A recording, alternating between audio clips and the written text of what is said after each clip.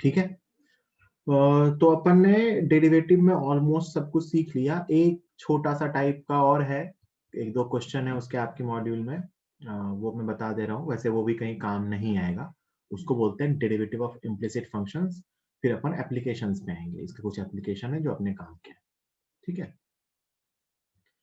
तो छोटा सा ऐसे ही एग्जाम्पल के थ्रू बताऊंगा, 2 मिनट का है। Derivative of implicit functions, implicit functions. Implicit function मतलब ना ये होता है कि वो सिर्फ x का फंक्शन नहीं है, x और y दोनों का फंक्शन है। जैसे ऐसा दे रखा हो कि find dy by dx if, आपके साथ ये, आपके पास ये दे रखा है x square plus y square is equal to 2x plus 3y। ऐसा दे रखा है x और y का फंक्शन, है ना। देखो ये फंक्शन जो है इसमें x और y दोनों है और एक से ज्यादा जगह है। तो आपसे पूछते हैं बताओ इसका dy by dx क्या होगा, है ना। तो बड़ा सिंपल है इसको बताना, है ना। क्या करना है ध्यान से समझना। मुझे क्या करना है, इसको y x की टर्म में डिफरेंशिएट करना है। तो इसको ऐसा कुछ लिख लो, या एक साथ ही लिख लो, ऐसे रहने दो। क्या करो कि हर टर्म को x के टर्म में डिफरेंशिएट कर लो, है ना। अपने को क्या करना है, पूरे फंक्शन को x के टर्म में डिफरेंशिएट करना है ना। हर टर्म को x के टर्म में डिफरेंशिएट करो। जैसे मैं कहता हूं एक्स स्क्वायर को x की टर्म में डिफरेंशिएट करोगे तो क्या आएगा, 2x। मानते हो। फिर आता है वाई स्क्वायर। अब वाई स्क्वायर, धुनना सुनना ध्यान से, वाई स्क्वायर को आपको वाई की टर्म में डिफरेंशिएट करना आता है, लेकिन आपसे पूछा है एक्स की टर्म में, तो मैंने सिखाया था थर्ड वेरिएबल की टर्म में। तो वाई स्क्वायर को जब एक्स की टर्म में डिफरेंशिएट करेंगे तो ये बनेगा 2y into d y by d x. याद करो, मैं आपसे पूछूं कि y कोई फंक्शन है वाई स्क्वायर, इसको x की टर्म में डिफरेंशिएट करो, तो आप कहते हैं सर पहले y की टर्म में किया 2y, और साथ में क्या लिख लिया dy by dx is equal to 2x का 2 इंटू x का तो 1, तो 2x को कर लिया, और फिर 3y का, तो 3 इंटू वाई का डेरिवेटिव dy बाई dx, है ना। क्या किया मैंने, हर टर्म को x के रिस्पेक्ट में मैंने डिफरेंशिएट कर दिया। अब क्या पूछा है आपसे, dy बाई dx की वैल्यू, सबको एक तरफ ले आओ, है ना।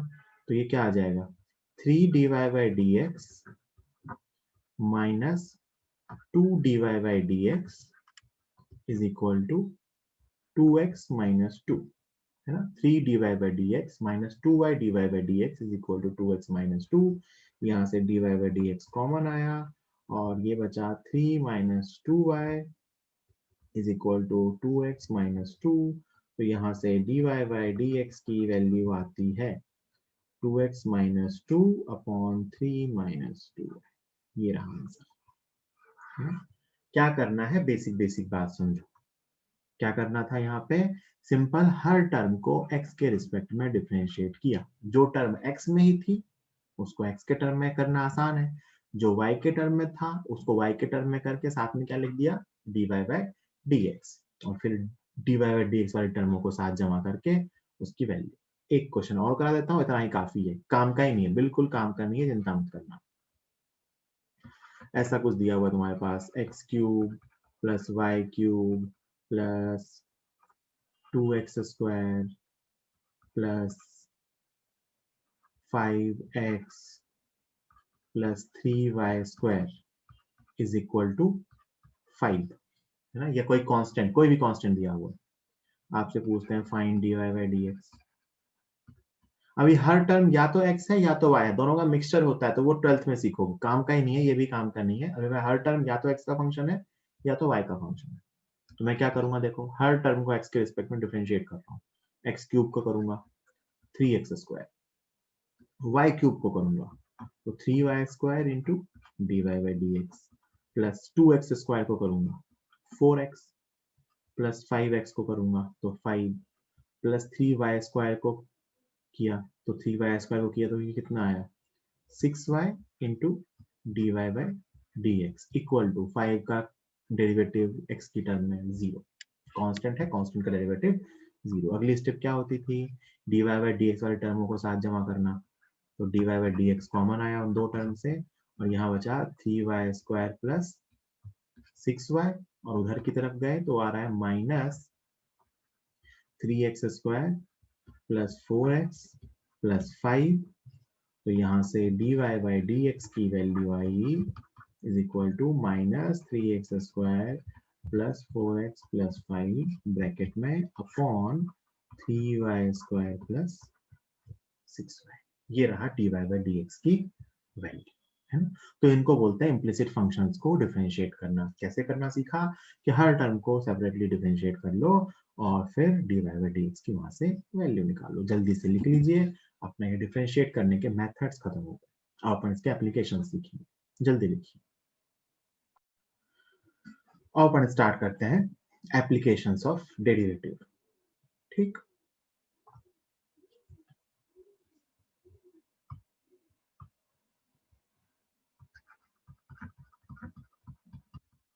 एप्लीकेशंस ऑफ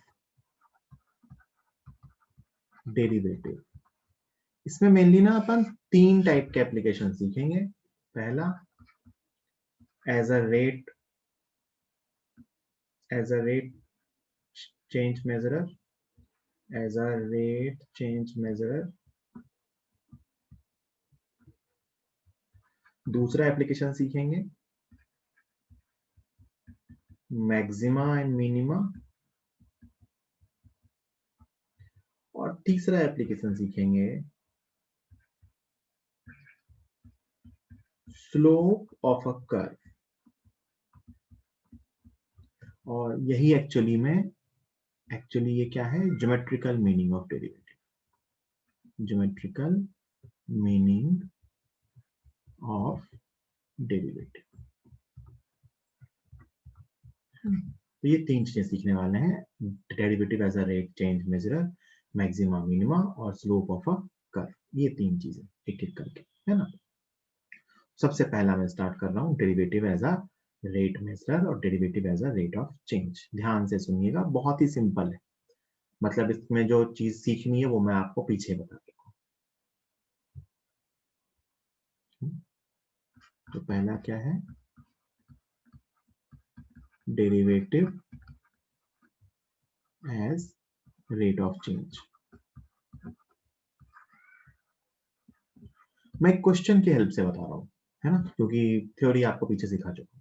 सुनना बहुत ध्यान से। क्वेश्चन क्या है कि the radius of a circle is increasing at a rate of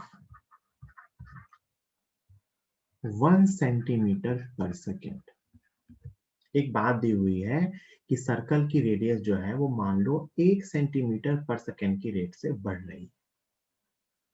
तो पूछा गया है कि find rate of increase of its circumference and area when its radius was 10 centimeter। बहुत सिंपल क्वेश्चन है, पहले क्वेश्चन ध्यान से समझिए, है ना। क्वेश्चन ध्यान से समझते हैं क्या क्या दिया हुआ है। दिया हुआ है कि एक सर्कल की ना रेडियस इंक्रीज हो रही है, और किस रेट से इंक्रीज हो रही है, 1 सेंटीमीटर पर सेकेंड, मतलब रेडियस हर सेंटीमीटर में 1 सेकेंड बढ़ रही है। तो अगर मान लो ये एक सर्कल है तो इसमें कुछ ऐसा सिस्टम है कि सर्कल एक्सपांड हो रहा है ना, और इसकी जो रेडियस है ना ये इंक्रीज हो रही है, और उसके इंक्रीज होने की रेट दे रखी है कितनी, 1 सेंटीमीटर पर सेकेंड। तो आपसे तो जरा सोच के देखो, अगर इसका रेडियस बढ़ेगा तो इसका सर्कमफेरेंस भी बढ़ेगा और इसका एरिया भी बढ़ेगा। तो आपसे पूछा है कि जब इसकी रेडियस 10 सेंटीमीटर थी, जब ये 10 सेंटीमीटर का रेडियस का था, तो इसके सरकमफेरेंस की बढ़ने की रेट क्या थी और इसके एरिया की बढ़ने की रेट थी। 2 क्वेश्चन पूछे, तो सुनो मैं बताता हूँ क्वेश्चन सॉल्व कैसे करते हैं। सबसे पहले लिख लेते हैं दिया क्या क्या है। तो रेडियस के बढ़ने की रेट दी है, मतलब रेडियस को अगर मैं आर लिखूं और टाइम के साथ दी है रेट, रेडियस के बढ़ने की रेट किसके साथ दी है, टाइम के साथ। तो सबसे पहले D are upon D T दिया है, कितना 1 सेंटीमीटर पर सेकेंड, है ना। D are upon D T मतलब rate of change of radius 1 centimetre पर सेकेंड। और क्या दिया है, एक पार्टिकुलर इंस्टेंट पे रेडियस की वैल्यू दी है, एक पार्टिकुलर इंस्टेंट पे रेडियस की वैल्यू दी है 10 सेंटीमीटर। ये तो जो दिया है वो पूछ दिया मैंने। अच्छा पूछा क्या है, सरकमफेरेंस को मैं सी से लिख रहा हूं, तो d c upon D t क्या होगा, और पूछा है कि d a upon D t क्या होगा। जब तक कुछ ना कहा जाए रेट एरिया टाइम के साथ निकालते हैं, क्योंकि टाइम के साथ ही दिया है। ये गिवन है और ये पूछा गया है कि d c upon D t क्या होगा और d a upon D t. बात समझ में आ गई। अब सुनो मेरी बात, क्वेश्चन सॉल्व कैसे करते हैं। ये तो जो दिया हुआ था उसको समझ के लिख लिया। क्वेश्चन सॉल्व करने के लिए बड़ा सिंपल सी बात ये है ना कि जो दिया है और जो पूछा है उसके बीच का रिलेशन पता होना चाहिए। तो क्या आपको सरकमफेरेंस और एरिया का रिलेशन लिखना आता है रेडियस की टर्म में, तो आपको वैसे बिल्कुल आता है, बचपन में सीख रखा है। तो सरकमफेरेंस का फॉर्मूला लिख लिया मैंने रेडियस की टर्म में 2 पाई आर, ठीक। ये लिख लिया c equal to 2 pi r. अब मुझे दोनों का टाइम के साथ चेंज पता है या पूछना है, बताना है।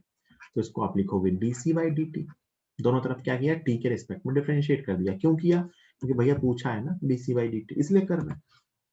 2 पाई आर को मुझे आर की टर्म में करना नहीं आता, मतलब आर स्क्वायर होता है, या आर को मैं टी की टर्म में करना चाहता हूं, तो मैंने कहा ना थर्ड वेरिएबल की टर्म में D R upon D t, है ना। तो d c upon D T is 2 pi into D R upon D t. भाई मैं आपसे कहूँ आर को आर की टर्म में डिफरेंशिएट करो तो क्या आएगा 1।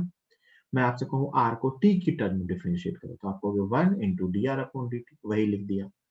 सिमिलरली एरिया क्या होता है, पाई आर स्क्वायर। मैं आपसे कहूँ इसके लिए D A by D T calculate करो, तो ये पाई इंटू आर स्क्वायर का डेरिवेटिव, तो आर स्क्वायर का आर के टर्म में 2r, लेकिन पूछा किसके टर्म में, टी के टर्म में, तो लिख दो D R upon D T. साथ में क्या लिख दो, D R upon D T. ये सिखाया था मैंने, याद करो, चेन रूल का जो बेसिक में बताया था। चेन रूल नहीं है ये क्या है, थर्ड वेरिएबल के टर्म में डिफरेंशिएट करना है। सिंपल सी बात है, ए आर के टर्म में दिया है और हमने D R by D T पूछा है, तो आर के टर्म में कर लिया और साथ में क्या लिख दिया, D R by D T. ध्यान से देखिए, जो आपसे डीसी बाई डी टी पूछा था, जो जो पता है वो रख दो। 2 पाई तो 2 पाई होता है, D R upon D T कितना दिया है 1, तो 1। तो इसका मतलब सरकमफेरेंस के बढ़ने की रेट है 2 पाई सेंटीमीटर पर सेकेंड। कब, देखो ये हमेशा इसमें रेडियस की टर्म नहीं आई, इसमें सिर्फ D R by D T आया और ये कांस्टेंट है, तो इसका मतलब ये इस कांस्टेंट रेट से बढ़ रहा है। जबकि जब इसकी वैल्यू निकालने जाओगे ना, तो ये सॉल्व होके देखो आ रहा है 2 pi R D R by D T. 2 pi तो 2 पाई रख दिया, इसमें मुझे आर भी रखना पड़ेगा। अच्छा आर चेंज हो रहा है ना, आर इज चेंजिंग। इसीलिए आपसे क्वेश्चन में ना एक पार्टिकुलर इंस्टेंट पे ही पूछा था। कौन से इंस्टेंट पे, जब रेडियस 10 सेंटीमीटर थी। तो कब बताना ये रेट, जब रेडियस 10 सेंटीमीटर हो, into D R by D T again कितना आ गया 20 पाई सेंटीमीटर स्क्वायर पर सेकेंड। ये सरकमफेरेंस के इंक्रीज होने की रेट और ये एरिया की इंक्रीज होने की रेट। आप ध्यान से देखो, एक चीज यहाँ समझने की भी है ऐसे ही, कि सरकमफेरेंस इंक्रीज होने की रेट में आर नहीं आया, 2 पाई कांस्टेंट आया और D R by D T आया। इसका मतलब हर इंस्टेंट पे सरकमफेरेंस के इंक्रीज होने की रेट सेम रहेगी। लेकिन बेटा जब D A by D T calculate किया है, तो D A by D T में D R by D T तो आया है, लेकिन साथ साथ आर भी आया और आर टाइम के साथ इंक्रीज हो रहा है। इसका मतलब देखो ध्यान से, ये टर्म ये है D A by D T का आंसर, तो ये D A by D T time के साथ इंक्रीज होगा, बट जबकि ये D A by D T time के साथ कांस्टेंट रहेगा।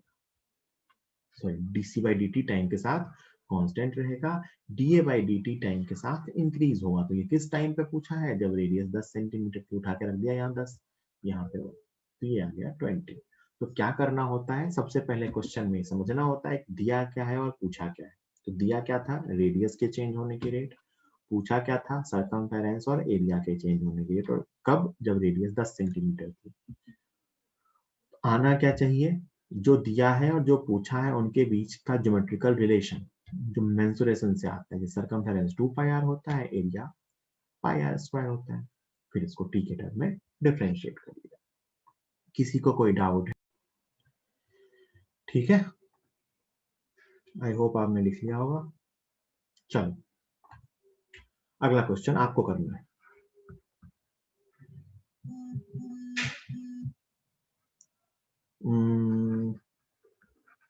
Radius of a sphere is increasing at a rate of 2 centimeter per second. Find rate of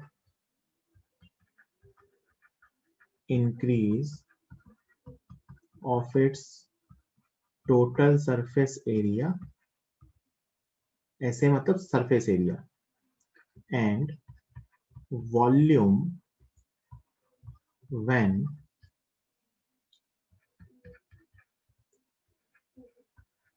its radius was 14 centimetre. है ना, सॉल्व कीजिए और आंसर मुझे चैट बॉक्स में लिख के बताइए कि स्फेयर की रेडियस 2 सेंटीमीटर पर सेकेंड के रेट से इंक्रीज हो रही है, तो इसके टोटल सरफेस एरिया के इंक्रीज होने की रेट और वॉल्यूम के इंक्रीज होने की रेट बताइए जब रेडियस 14 सेंटीमीटर थी। सब लोग लिखेंगे आंसर।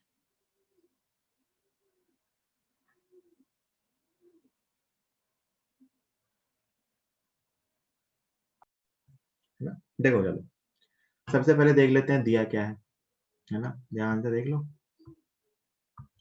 सबसे पहले दिया क्या है, रेडियस के चेंज होने की रेट, तो D R by D T दिया है। कितना दिया है भाई, 2 सेंटीमीटर पर सेकेंड। और क्या दिया है, एक इंस्टेंट पे रेडियस दिया और इसी इंस्टेंट पे बातें पूछी है, तो रेडियस इक्वल टू 14 सेंटीमीटर। अब मत लिखो आंसर, आप सुनो, है ना, रेडियस इक्वल टू 14 सेंटीमीटर। पूछा क्या है, सो टोटल सरफेस एरिया के इंक्रीज होने की रेट और वॉल्यूम के इंक्रीज होने की रेट। तो अपन ने मेथड सीखा है ना, सरफेस एरिया का फॉर्मूला होता है बेटा 4 पाई आर स्क्वायर। स्फेयर के सरफेस एरिया का फॉर्मूला 4 पाई आर स्क्वायर, लिख लिया। अब दोनों तरफ टी के रिस्पेक्ट में डिफरेंशिएट करते हैं, ds अपॉन dt। तो ये कितना आएगा, 8 पाई आर, मतलब 4 पाई कांस्टेंट, आर स्क्वायर का 2r, तो 8 pi R into D R upon D T. ठीक, अब वैल्यूज रख दीजिए। 8 मैंने कहा था पाई को 22 बाई 7 रख लेना, क्योंकि मैंने आर ऐसा ही दिया है कैंसिल हो जाए, into D R by D T 2 था, तो ये 2 बार में कैंसिल हुआ। ये सॉल्व करोगे, ये आ रहा है 704 सेंटीमीटर स्क्वायर पर सेकेंड। सिमिलरली वॉल्यूम को सॉल्व करेंगे, तो वॉल्यूम होता है स्फेयर का 4/3 पाई आर क्यूब। तो dv बाई डी टी निकालेंगे, तो dv बाई डी टी क्या होगा, 4/3 पाई आर क्यूब का 3r square into D R by D T. 3 से 3 कैंसिल होता है, ये आया 12 pi R square into D R by, नहीं 12 नहीं 4 ही है, 3 कैंसिल हो गया ना, 4 pi R square D R by D T. Values रख लेना, 4 into 22/7 into R square sorry 14 का square into D R by D T is 2। इसको सॉल्व करोगे, ये आ रहा है 4928 सेंटीमीटर क्यूब पर सेकेंड। मल्टीप्लाई डिवाइड करना आना चाहिए और ये आना चाहिए। हाँ प्रखर, आपके आंसर सही थे। ठीक है, ठीक, किसी को कोई डाउट है तो पूछ लो भाई।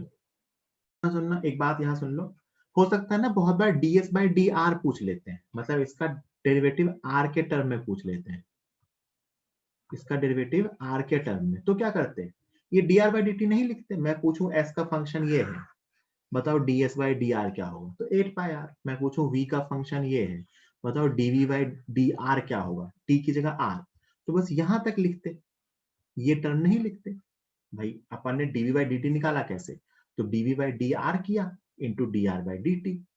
कई बार वो dv बाई डी आर ही पूछ लेते हैं, तो डी आर बाई टी उससे निकाल लेना।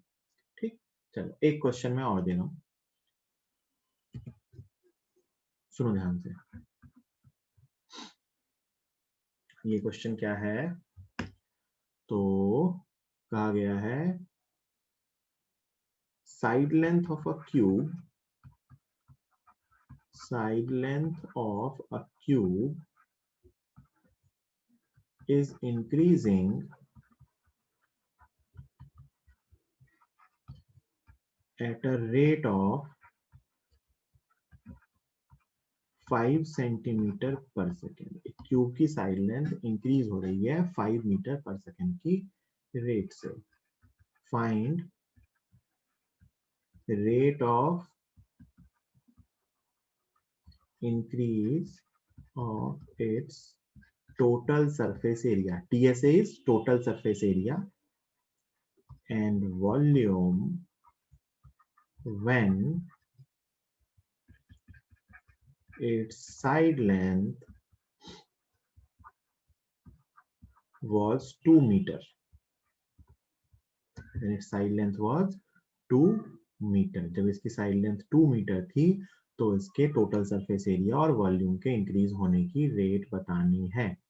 और अपना आंसर जो है वो आना चाहिए सेंटीमीटर स्क्वायर पर सेकेंड में एंड सेंटीमीटर क्यूब पर सेकेंड में। तो सेंटीमीटर की यूनिट में बताइए, सॉल्व कीजिए सब लोग। चलो देखो, सीखो ढंग से। सबसे पहले पता होना चाहिए दिया क्या क्या है। तो साइड के इंक्रीज होने की रेट दी है, मतलब D A by D T दिया है, कितना दिया है 5 सेंटीमीटर। अब मत लिखो D A by D T कितना दिया है 5 सेंटीमीटर पर सेकेंड, और उस टाइम साइड लेंथ दी है एक पार्ट 2 मीटर और आंसर सेंटीमीटर में है, तो इसको 200 सेंटीमीटर लिख लिया, है ना। ये दोनों चीजें पता है। पहली चीज क्या पूछी है, टोटल सरफेस एरिया के चेंज होने की रेट। तो सरफेस एरिया का फॉर्मूला, क्यूब का टोटल सरफेस एरिया होता है 6a स्क्वायर, तो ds बाई डी टी आएगा 6a स्क्वायर का 2a, तो ये हो गया 12a into D A by D T. Values रख दो, 12 इंटू ए की जगह 200 into D A by D T की जगह 5, है ना। ये आ गया सेंटीमीटर स्क्वायर पर सेकेंड, 12,000 सेंटीमीटर स्क्वायर पर सेकेंड। और मैं डीवी बाई डी टी निकालना चाहता हूं, तो वॉल्यूम का फॉर्मूला, वॉल्यूम होता है क्यूब का ए क्यूब, तो dv बाई डी टी कितना आएगा 3a square into D A by D T.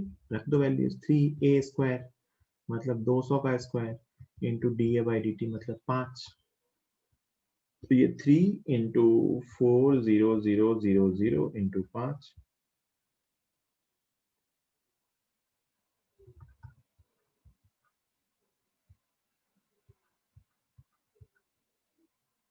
ठीक है, सेंटीमीटर क्यूब पर सेकेंड। ये है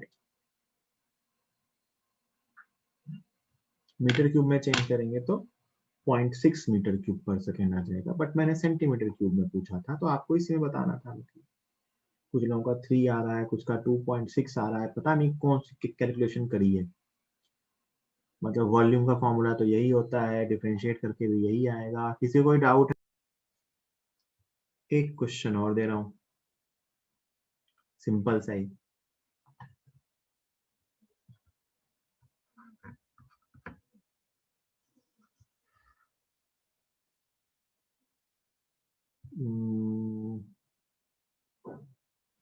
एक cylinder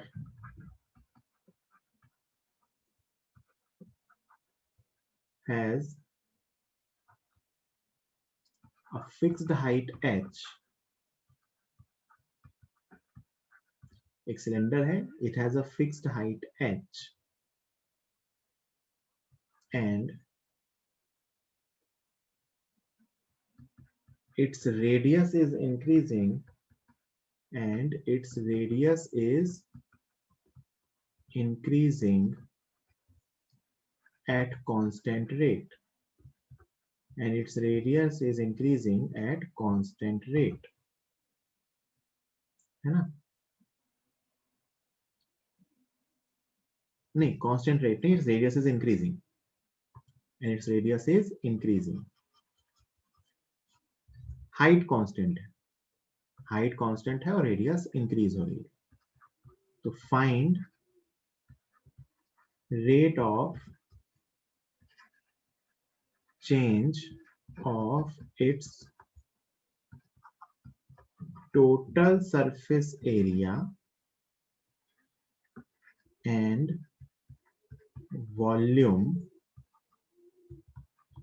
with respect to radius. With respect to radius मतलब टाइम के साथ नहीं बताना है, रेडियस के साथ बताना है. when radius is r, ये भी दिया हुआ है, when radius is r मतलब अपने को ds by dr और dv by dr बताना है. बताओ जरा, t के साथ तो बता ही सकते हैं, जल्दी बताओ. हाइट फिक्स है, फिक्स मतलब कांस्टेंट, हाइट फिक्स है तो बताना. जल्दी जल्दी सॉल्व कीजिए सब लोग. चैट बॉक्स में लिखना नहीं है, इसमें लिखने में आपको दिक्कत आएगी.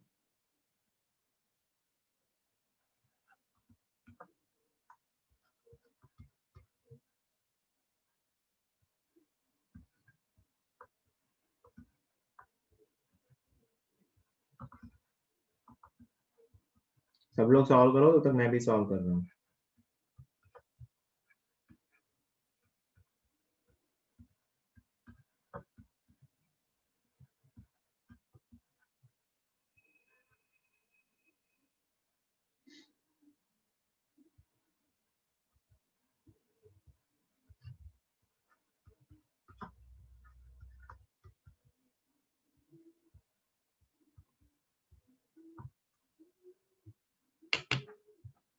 ये आएगा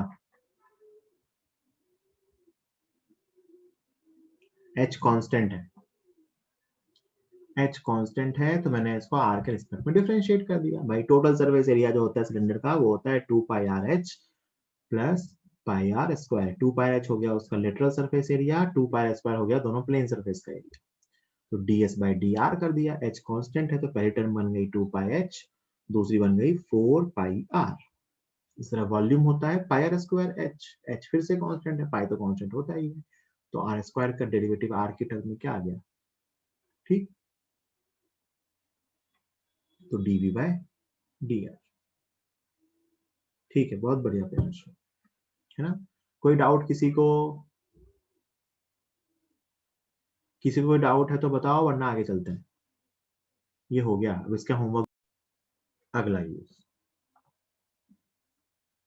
अगला यूज मैं सिखाऊंगा स्लोप का, स्लोप वाला.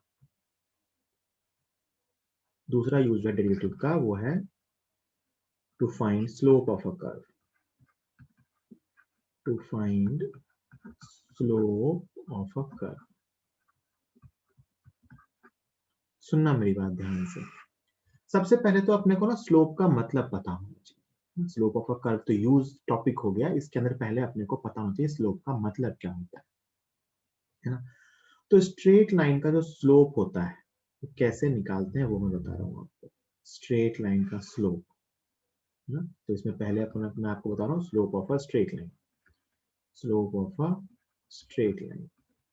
तो मान लो कोई भी स्ट्रेट लाइन है, ये एक स्ट्रेट लाइन बनाई, ये आपकी y एक्सिस है, ये आपकी x एक्सिस है. तो ये जो स्ट्रेट लाइन होती है ना, ये पॉजिटिव x एक्सिस से ये एंगल थीटा बना रही है ना. थीटा कहां से एंगल लेते हैं, angle of line with positive x direction. कौन से डायरेक्शन में, positive x axis, positive x direction. ऐसा होगा। और एंगल बाय डिफॉल्ट अपन एंटी क्लॉकवाइज ही मेजर करते हैं, तो ये लाइन ऐसी भी हो सकती है। कल को ये लाइन ऐसी भी तो हो सकती है, तो एंगल कौन सा लेंगे, एंगल कहां से लेते हैं, पॉजिटिव एक्स से, तो ये पॉजिटिव एक्स और ये वाई, तो पॉजिटिव एक्स एक्सिस के साथ एंगल ये है यहाँ पे थीटा। तो इस थीटा का जो टेन थीटा होता है ना, इसको कहते हैं इस लाइन का स्लोप है। स्लोप ऑफ लाइन वो क्या होता है, tan theta. Slope of line को ऐसा एम से लिखते हैं, सिंबल इसके लिए स्टैंडर्ड सिंबल यूज करते हैं m. M is the slope of line, slope of line is defined as tan theta, है ना। और आपको पता है अगर थीटा एक्यूट है, भाई यहाँ देखो थीटा की वैल्यू 90 से कम है, यहाँ थीटा की वैल्यू 90 से ज्यादा है, तो यहाँ पे कहते हैं slope is positive. Slope is positive. और यहाँ पे कहते हैं slope is negative. Slope is negative, है ना। स्लोप यहाँ पॉजिटिव है, यहाँ स्लोप नेगेटिव, मतलब थीटा की वैल्यू अगर 90 डिग्री से कम है तो स्लोप पॉजिटिव होगा, थीटा की वैल्यू अगर 90 डिग्री से ज्यादा है तो स्लोप नेगेटिव होगा।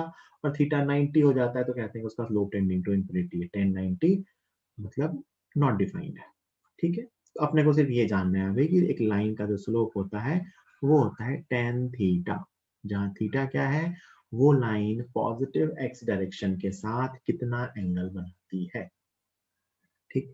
तो ये स्लोप का मतलब है, इसको कैसे लिखते हैं, एम से। यहाँ पे एक और चीज आप देख सकते हो कि स्ट्रेट लाइन का स्लोप कांस्टेंट होता है ना। भाई मैं पूरी स्ट्रेट लाइन, एक ही स्ट्रेट लाइन है ना, तो कहीं भी इसका एंगल निकालोगे तो थीटा ही तो एंगल है, हमेशा ये पॉजिटिव एक्स के साथ थीटा एंगल ही बनाएगी। तो आप कह सकते हो कि slope of a straight line is constant. Slope of a straight line is constant. ये स्लोप का बेसिक सा मीनिंग हुआ। ये मैथमेटिकल डेफिनेशन लिखी है मैंने कि स्लोप को कैसे डिफाइन किया जाता है। तो किसी भी लाइन का स्लोप क्या होता है कि वो लाइन पॉजिटिव एक्स डायरेक्शन के साथ जो एंगल बनाती है थीटा, उसका tan theta is the slope. Slope positive हो सकता है, स्लोप नेगेटिव हो सकता है, अगर लाइन एक्स एक्सिस के पैरेलल हो जाए तो स्लोप जीरो हो सकता है, बट एक स्ट्रेट लाइन का स्लोप क्या होता है, constant. The slope of a straight line is constant, ठीक है। तो ये बात अपन समझ गए। अगली बात इसमें है कि फिजिकल मीनिंग ऑफ स्लोप क्या है, ऐसे ही समझा रहा हूं, है ना। फिजिकल मीनिंग ऑफ स्लोप, जरा सोच के देखो, तुम्हारे पास में ना दो इंक्लाइन प्लेन दे रहा हूं, एक इंक्लाइन प्लेन ये है और एक इंक्लाइन प्लेन ये दूसरा वाला है, दो इंक्लाइन प्लेन है। तो मैं, और ये जमीन है ना, नीचे जमीन है, और ये दो स्लोप्स हैं, दो सरफेसेस हैं, जो स्लोप आप रियल लाइफ में समझते हो।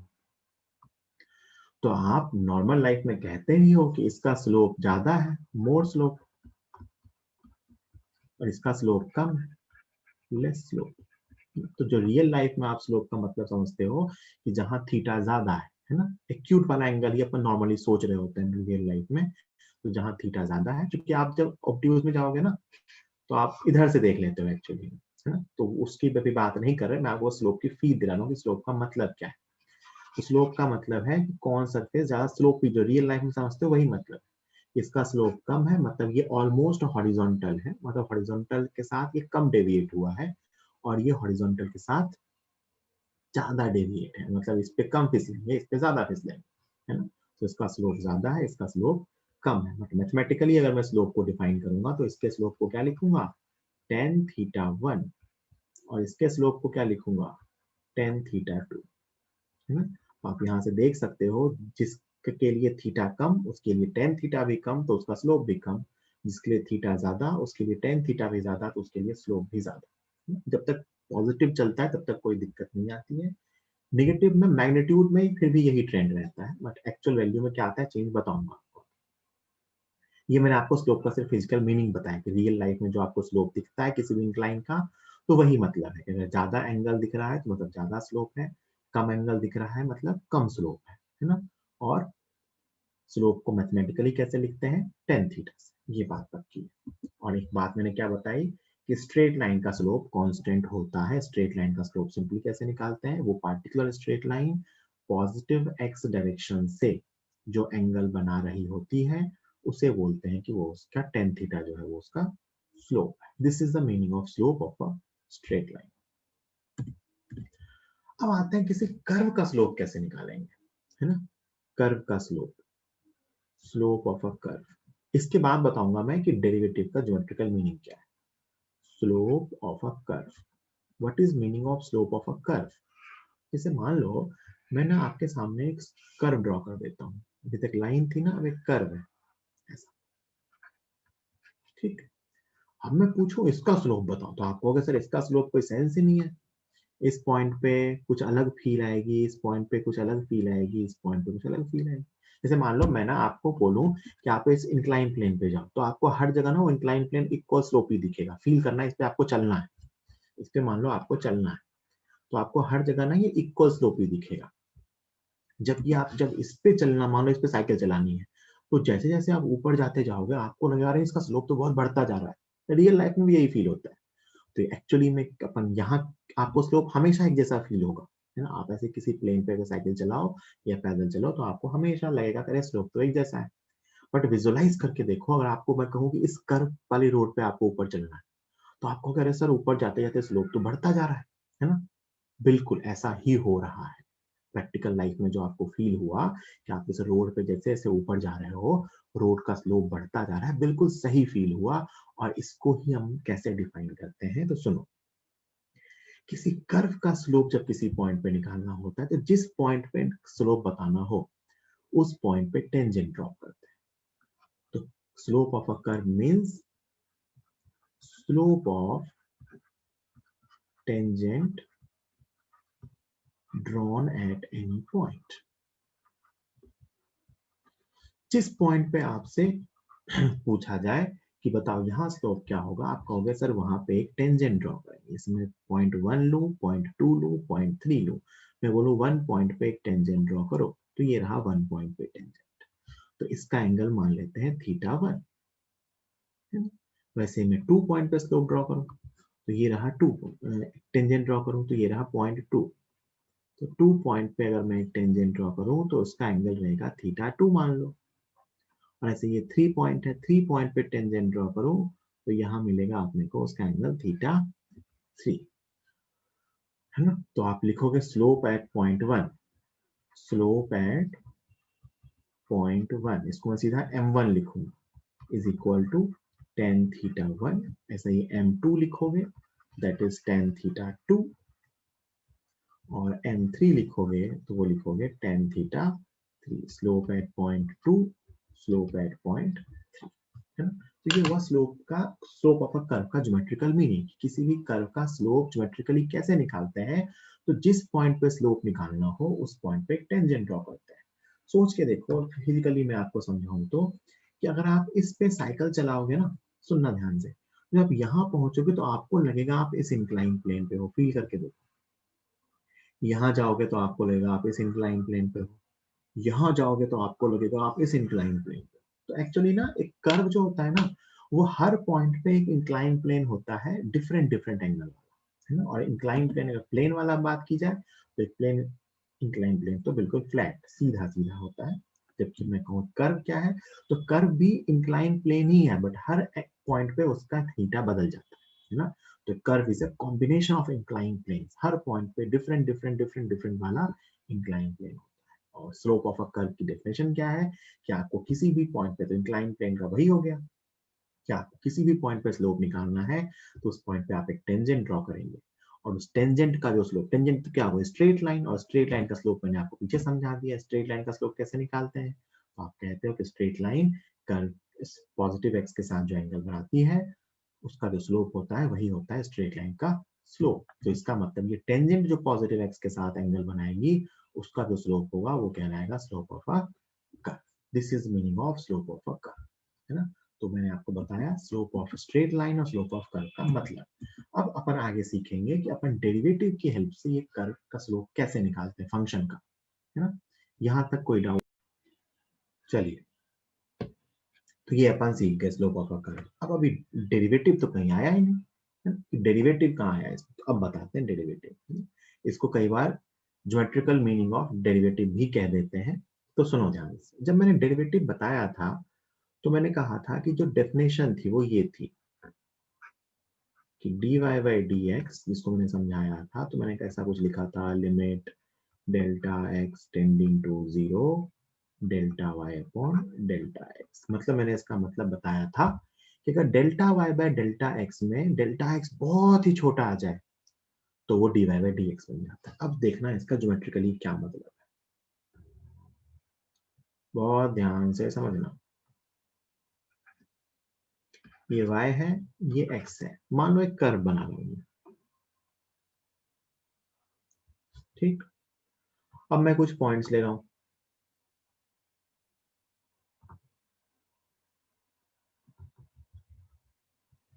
ये पॉइंट x1 है, ये पॉइंट x2 है। x1 के कोरेस्पॉन्डिंग जो y एक्सिस पे पॉइंट मिलेगा ये y1 मिलेगा, और x2 के कोरेस्पॉन्डिंग जो y एक्सिस पे पॉइंट मिलेगा ये y2 मिलेगा। तो ये जो कहानी लिखी हुई है x1 से x2, ये क्या डिस्टेंस क्या है, x2 minus x1, this is delta x, change in x, it is क्या है x2 माइनस x1।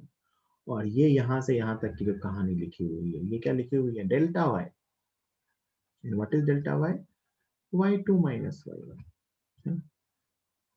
और मैं आपसे पूछूं कि अगर मैं delta y upon delta x क्या दिखाएगा, तो ध्यान से देखना, delta y upon delta x देखो क्या दिखाएगा कि अगर मैं इन दोनों पॉइंट्स को मिलाने वाला एक सेकेंड ड्रॉ करूं, एक लाइन ड्रॉ करूं, ये सेकेंड है। सेकेंड क्या होती है, जो कर्व को दो पॉइंट पे कट करे। ये पॉइंट 1 है और ये पॉइंट 2 है। तो 1 और 2 को मिलाने वाला जो सेकेंड है इसका एंगल है थीटा, ध्यान से देखना। और ये है डेल्टा वाई यहां से यहां तक, और ये है डेल्टा एक्स।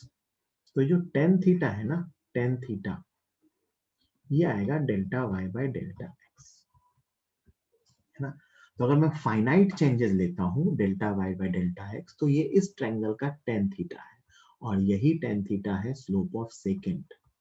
क्या है, स्लोप ऑफ सेकेंड। अगर 1 और 2 पॉइंट से मैं एक सेकेंड पास करवाऊंगा तो उसका स्लोप, भाई एक सेकेंड पास करवाऊंगा 1 और 2 से, तो सेकेंड का स्लोप क्या होगा, इसका टेन थीटा। ये थीटा एक ही बात है ना भाई, है ना, दोनों पैरेलल लाइन है। तो स्लोप ऑफ सेकेंड, तो delta y by delta x क्या दिखाता है, स्लोप ऑफ सेकेंड।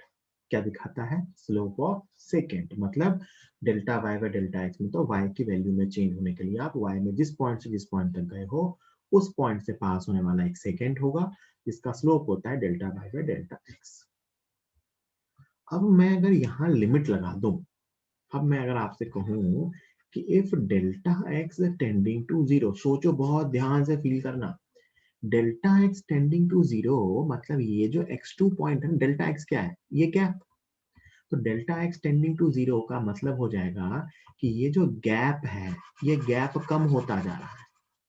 ये गैप कब कम हो सकता है, जब ये पॉइंट पास आता जाए। यहाँ देखो, सोचो यहाँ आ जाएगा तो गैप इतना बचेगा, यहाँ आ जाएगा तो गैप इतना बचेगा, यहाँ रहेगा तो गैप इतना होगा। जैसे जैसे ये पॉइंट पास आता जाऊंगा, देखो ये गैप कम होता जाएगा। ये वाली गैप, गैप कौन सी, इन दोनों लाइन के बीच की गैप, यही तो है डेल्टा वाई डेल्टा एक्स। तो जैसे जैसे मैं 2 पॉइंट को 1 के पास लाता जाऊंगा, वैसे वैसे ये x2 माइनस x1 छोटा होता जाएगा, छोटा होता जाएगा, छोटा होता जाएगा। जरा सोच के देखो, अगर मैं कह दूं ये बहुत delta x tending to zero, tending to zero मतलब बिल्कुल ही एक ही पॉइंट पे लगभग लगभग आ गए, तो ये सेकेंड है ना, वो टेंजेंट बन जाएगा। भाई सेकेंड अभी 2 पॉइंट से पास हो रहा है, फिर यहाँ 2 पॉइंट से पास होगा, फिर यहाँ 2 पॉइंट से पास होगा, फिर अगर बहुत ही पास पास आ गए x1 x2, तो उस पॉइंट से पास होगा, वो टेंजेंट हो जाएगा। इसीलिए कहते हैं delta x tending to zero, then x1 and x2 almost coincides and the second becomes tangent। Second क्या बन जाता है, टेंजेंट एट दैट पॉइंट। एक ही पॉइंट, अगर x1 x2 ऑलमोस्ट कॉन्साइड हो गए तो उसी पॉइंट को क्या बन गया, tangent. Second becomes tangent at that point. है ना। तो ये जो स्लोप, जो सेकंड का स्लोप होता था, वो अब किसका स्लोप हो जाएगा, टेंजेंट का। और जब डेल्टा एक्स टेंडिंग टू 0 होता है तो ये चीज क्या बन जाती है, dy बाय dx। तो इसीलिए कहते हैं कि dy बाय dx क्या हो जाता है, slope of tangent at curve at that point. उस पॉइंट पे कर्व का स्लोप। ये सिर्फ मतलब समझाया आपको, कुछ खास काम का नहीं है समझना, बस ये पता होना चाहिए कि delta y by delta x क्या दिखाता है, सेकंड का स्लोप, और d y by d x क्या दिखाता है, टेंजेंट का स्लोप। जैसे कल को मैं आपसे क्वेश्चन पूछूंगा कि मान लो आपके पास एक कर्व दिया हुआ है y is equal to x square, quadratic curve होती है, थोड़ा बहुत अगर आपने 10th में क्वाड्रेटिक सीखी होगी। ये कर्व ऐसा बनेगा, इधर की तरफ लेफ्ट में भी बनेगा बट राइट में ऐसा बनेगा। मैं आपसे पूछूं, find slope of this curve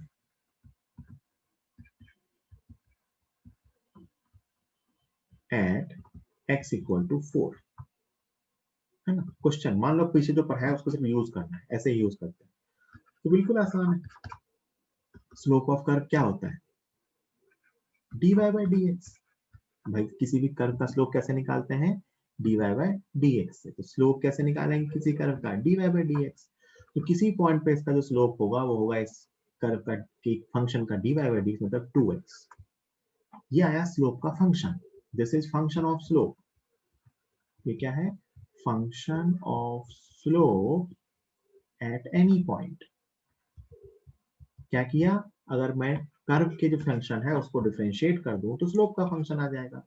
और आपसे क्या पूछा है, x इक्वल टू 4 पे slope, slope at x equal to 4, तो भाई फंक्शन में रख दो, is equal to 2 into 4 that is 8। मतलब ये किसकी वैल्यू है, उस पॉइंट पे tan थीटा की वैल्यू। मतलब मैं अगर x इक्वल टू 2 वाले पॉइंट पे एक टेंजेंट ड्रॉ करूंगा तो इस टेंजेंट का जो स्लोप आएगा थीटा, वो आएगा tan theta is equal to 8। आ सकता है, मैंने कहा ना tan थीटा की वैल्यू माइनस इंफिनिटी से प्लस इंफिनिटी कुछ भी हो सकती। एक्चुअली मैं सिर्फ ये बताता था, तुम्हारा काम हो जाता। मैंने तुम्हें एक्चुअली समझाया कि स्लोप आता कहाँ से है ना। तो स्लोप का मतलब क्या है, किसी भी ऐसा फंक्शन दिया हो, तुम्हें पूछा जाए उसका स्लोप किसी पॉइंट पे कैसे निकालोगे, तो उस फंक्शन को डिफरेंशिएट कर लेंगे, उसको डिफरेंशिएट करने से किसी पॉइंट पे उसका स्लोप मिलता है। This is the geometrical mean. ठीक, जल्दी से लिखिए, आज की क्लास अपन यहीं फिनिश करेंगे।